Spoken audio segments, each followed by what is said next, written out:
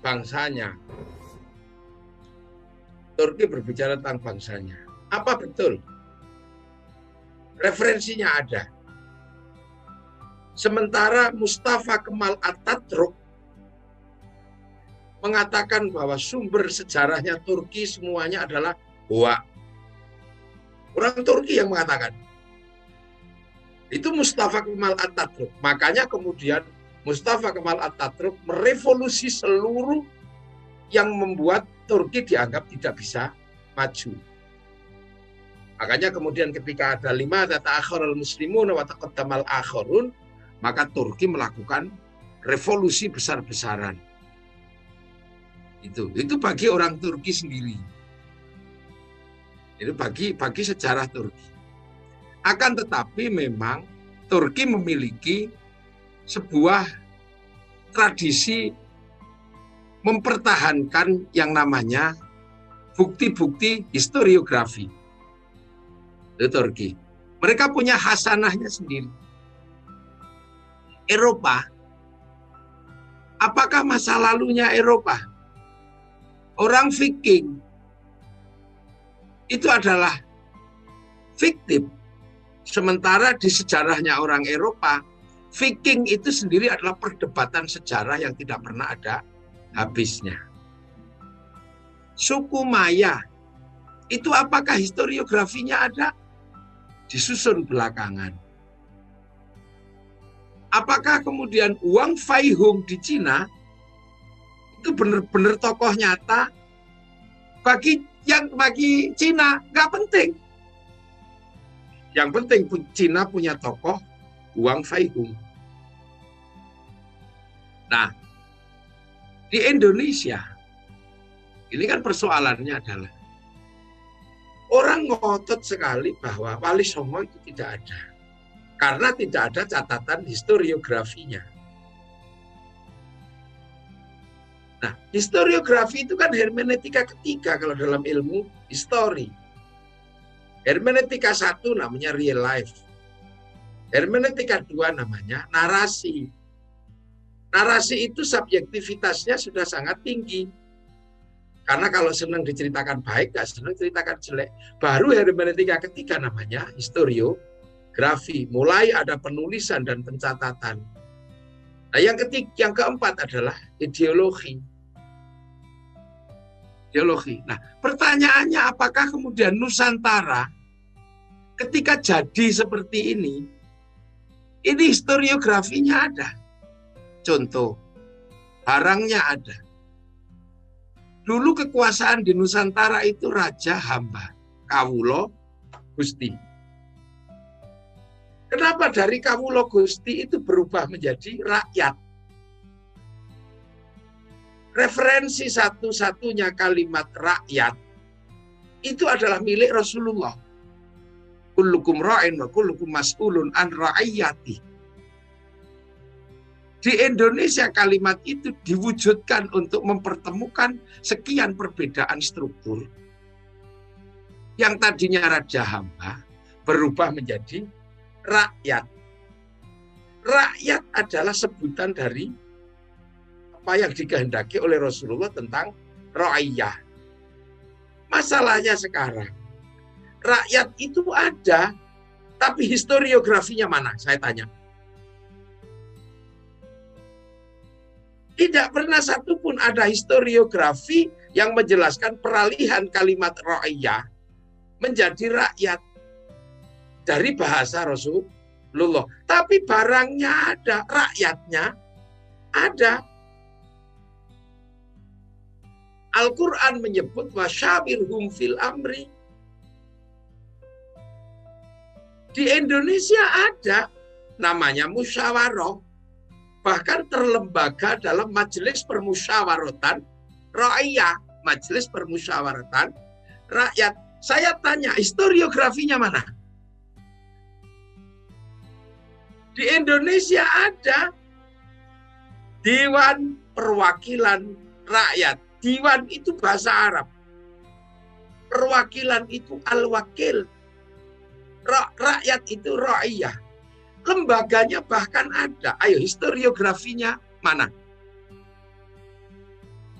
orang-orang Arab yang datang ke Indonesia. Loh, tulisannya mana? Ayo, rapatnya kapan? Saya mau nanya. Lu kok tiba-tiba orang mengagung-agungkan ini? Ayo. Sampean itu hidungnya pesek. Kulitnya hitam. Tidak mungkin sampean orang Arab, sampean orang Bojonegoro. Tapi yang namanya muafi himam itu bahasa Arab. Ayo. Itu referensinya mana? Ayo, saya tanya, historiografinya mana?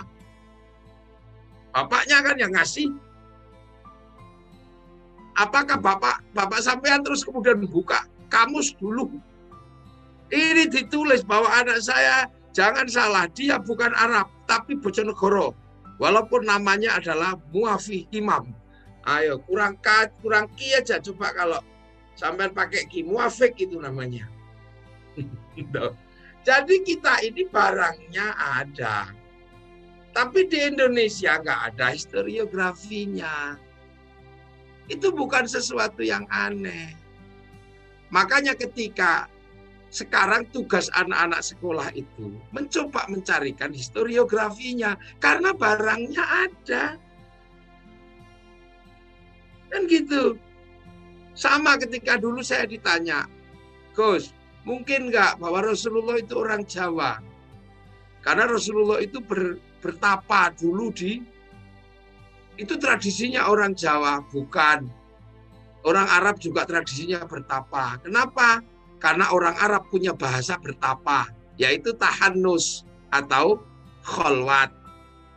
Kalau punya bahasanya, berarti budayanya ada.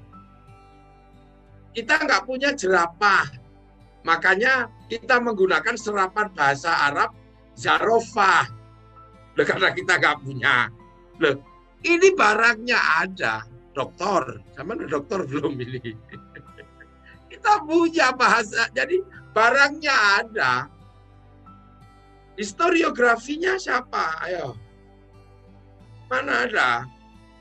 Maka kemudian ada yang mencoba menulis. Itu semua berangkat dari saudagar-saudagar Arab. Itu saudagar-saudagar Gujarat. Karena ada makamnya Fatimah binti Maimun. Tapi sebagai seorang yang berbicara tentang metodologi dan teori pengetahuan positivistik, mungkinkah Islam itu disebarkan oleh saudagar? Kan gitu. Sementara secara teori keagamaan, mereka mensepakati bahwa agama sebelum Islam itu Hindu. Historiografi kita menyebutkan bahwa sebelum Islam itu Hindu. Mungkinkah agama disebarkan oleh saudagar kalau sebelumnya adalah Hindu? Karena dalam tradisi Hindu, saudagar tidak boleh ngomong agama. Karena saudagar sekaya apapun kastanya sudra. Petani sekaya apapun kastanya sudra. Sudra tidak boleh ngomong agama. No, gak boleh ngomong agama. Sudra. Yang boleh ngomong agama Brahmana. Di bawah Brahmana ada kesatria, para raja. Gak boleh ngomong agama.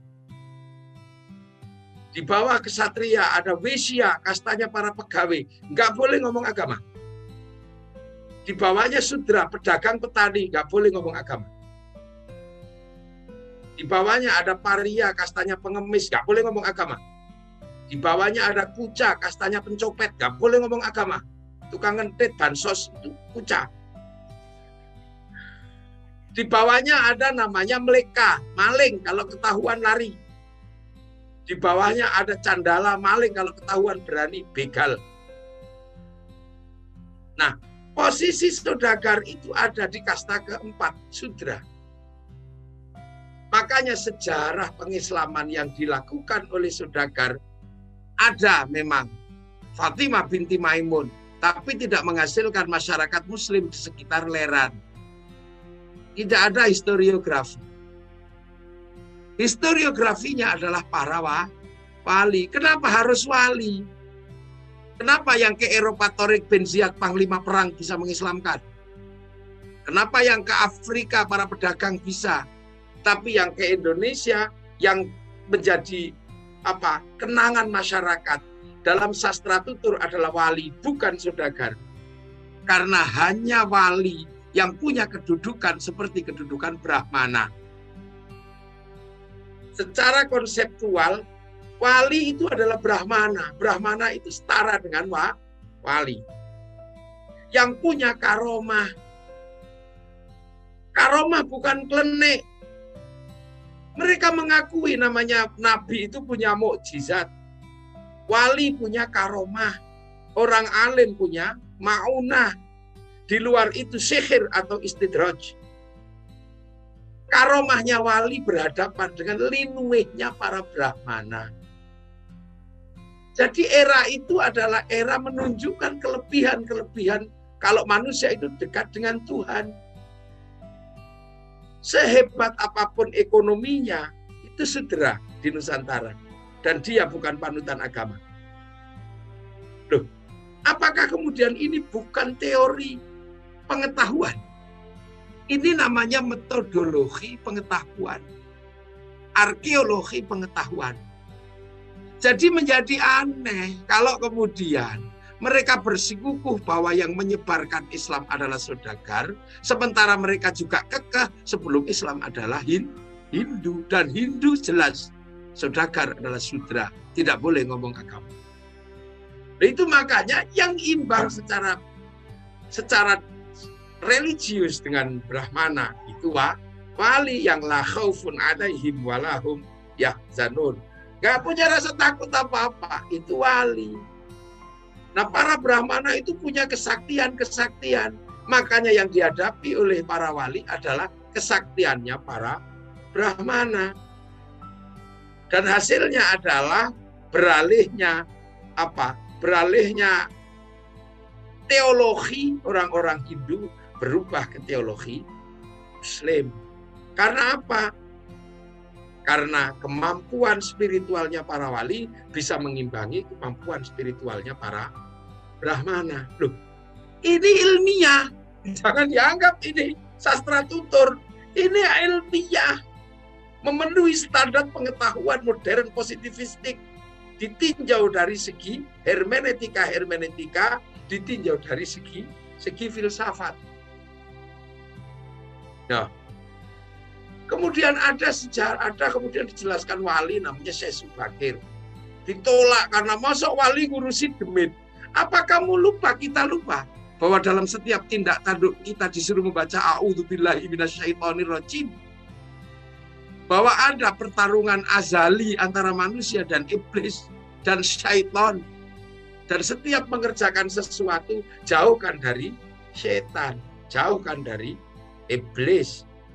Nah, ada yang bertugas seperti itu. Ada yang namanya Sayyid Jamaluddin Al-Husaini Al-Kabir, yang orang Jawa menyebutnya Syekh Jumadil Kubro. Ini dari jalur Sayyid Muhammad. Ini. Nah, Sayyid Muhammad di Pasir itu dari bapaknya namanya Sayyid Abdul Malik.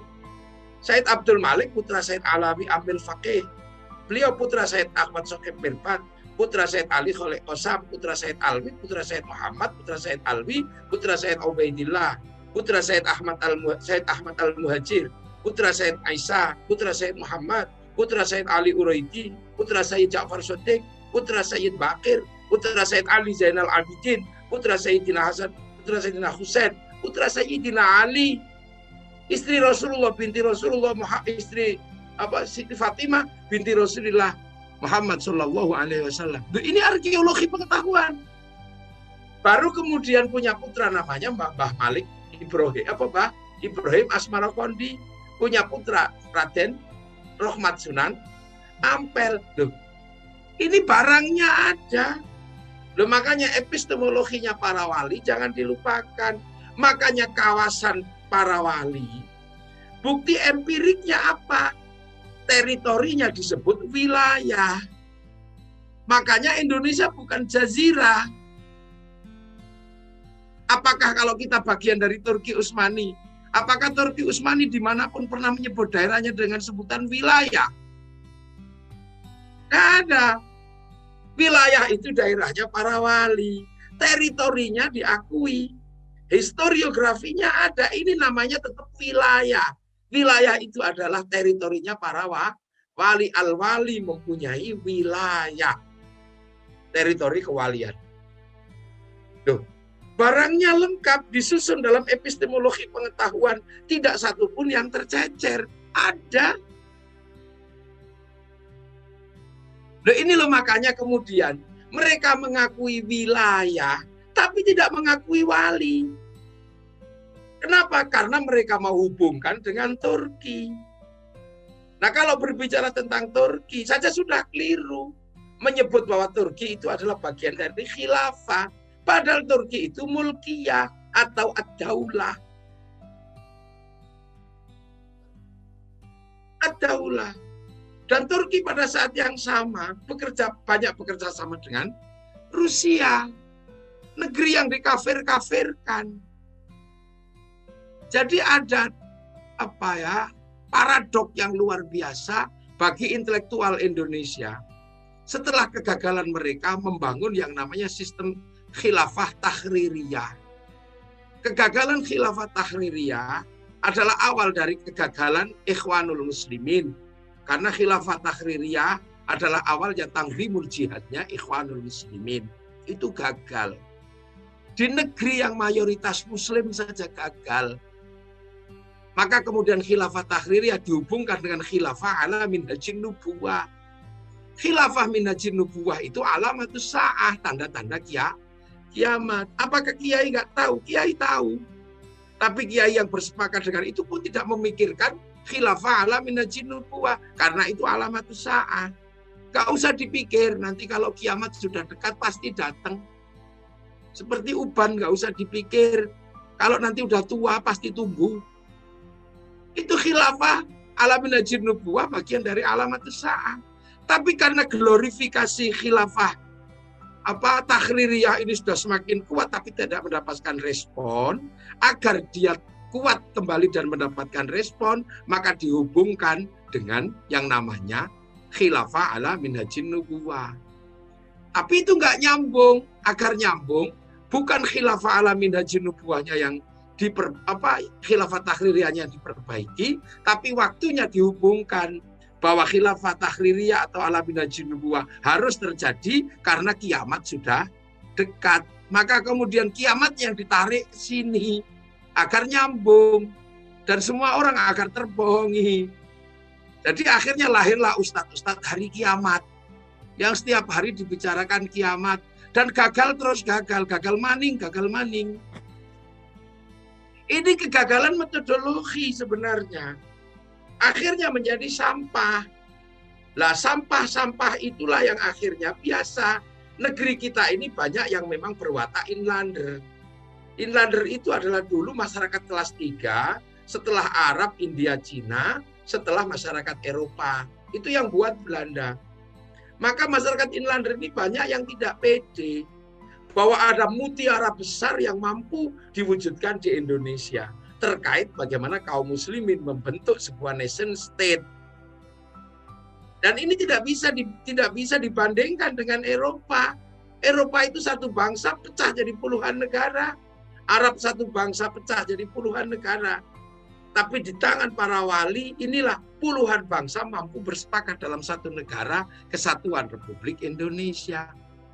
Ini sesuatu yang paling brilian yang terjadi di dunia. Nah, orang Eropa mengakui itu.